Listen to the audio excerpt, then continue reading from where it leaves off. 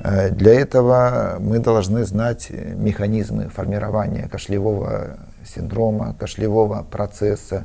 Как правило, кашель начинается все-таки с сухого характера, носит сухой характер. Далее, по мере прогрессирования патологического процесса, начинает выделяться мокрота, кашель становится влажным.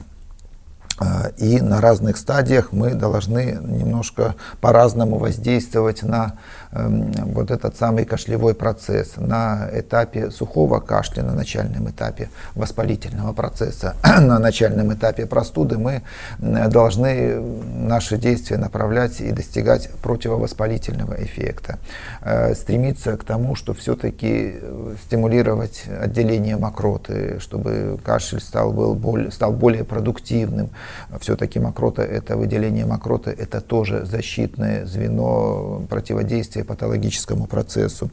В том случае, когда мокрота стала уже отделяться, мы модифицируем, мы изменяем, воздействуем на состав мокроты, особенно если она густая, трудно отделяемая. И здесь смысл в применении мукоактивных препаратов как раз в том, чтобы все-таки разжижить мокроту, облегчить ее эвакуацию. При влажном кашле важно повлиять на состав мокроты и простимулировать процесс ее выведения.